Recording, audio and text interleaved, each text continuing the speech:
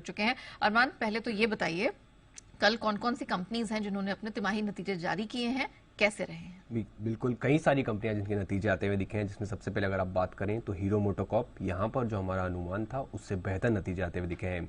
आय में लगभग 12% का उछाल है, मार्जिन्स में आपको 11.2% से बढ़कर 13% पर आते हुए दिखे हैं, जो कि हमारा अनुमान 11.9% का था। और मुनाफे में भी आपको 37% का उछाल दिखेगा। हालांकि ये भी चीज नोट की जाए कि अगर यहाँ पर अदर इनकम जो है, अदर इनकम 237 करोड़ पर आई है, जो कि अगर आप पहले देखें तो 140 करोड़ के आसपास की थी।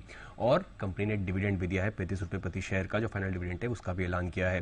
टाटा पावर, यहां पर अगर आप देखें तो आय में लगभग 4% के आसपास की बढ़ोतरी है, मार्जिन्स लगभग फ्लैट रहे हैं, 15.6% से गिरकर लगभग 15.5% के आसपास आते हुए दिखे। हालांकि जो हमारा अनुमान था वो 14.3% का था। और अगर आप मुनाफे की बात करें, मुनाफे में 54-55% के आसपास का आपको बढ़िया उछाल दिख रहा है। और कंपनी ने 2 रुपए प्रति शेयर का जो है डिविडेंड का ऐलान भी किया है। टीवीएस मोटर्स, यहां पर अगर आप देखें तो हमारा जो अनुमान था उससे थोड़े बेहतर नतीजे आपको आते हुए दिख रहे हैं। आय में लगभग 19% के आसपास की बढ़ोतरी है, मार्जिन्स 10.1% से बढ़कर 10.3% पर आते हुए दिखे, जो कि हमारा अनुमान 9.8% के आसपास का था।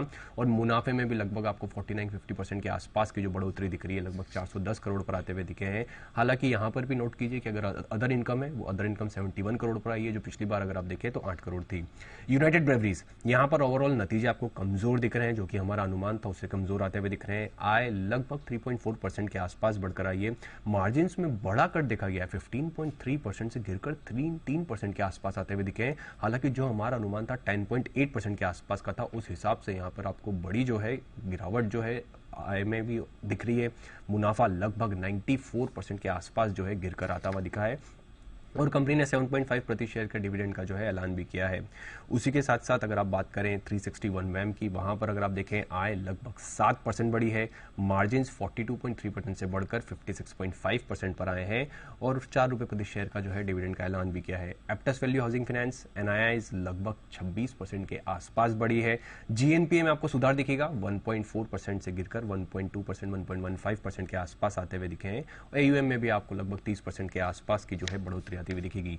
ब्लू स्टार, नतीजे अगर आप देखें, आय लगभग 16.4% बढ़ी है, मार्जिन्स इंप्रूव होकर आए 6.3% से बढ़कर 6.8% के आसपास आते हुए दिखे। और रिपोर्टेड पैट की अगर आप बात करें तो वहां पर आपको बढ़िया उछाल दिख रहा है, लगभग दोगुना होते हुए दिखे। पर इस बार अगर आप देखें तो एक एक्सेप्शनल गेन भी है 171 करोड़ का, उसको भी आप ध्यान रखिए। और टैक्स एक्सपेंस अगर आप देखें तो वहां पर भी आपको बढ़ोतरी दिख रही है। और कंपनी ने 1:1 के रेशियो में बोनस शेयर का भी ऐलान किया है। उसी के साथ साथ 12 रुपए प्रति शेयर का जो है इंटरिम डिविडेंड का ऐलान भी किया गया है।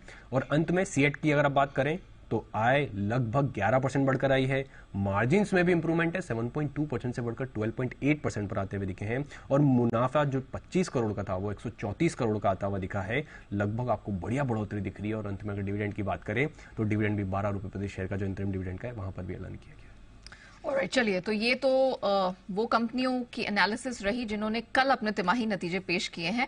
लेकिन अरमान, आज भी तो बहुत सारे नंबर्स आएंगे, ट्रिगर्स भी हैं, खबरों के दम पर भी एक्शन रहेगा, तो वो भी जरा इत्मीनान से बता दीजिए दर्शकों को। बिल्कुल, निफ्टी में आपको ब्रिटानिया इंडस्ट्रीज उनके नतीजे आते हुए दिखेंगे। एफएनओ में federal bank, Marico, Bharat forge, Piramal enterprises जैसी कंपनियां हैं जिसके आपको नतीजे आते हुए दिखेंगे।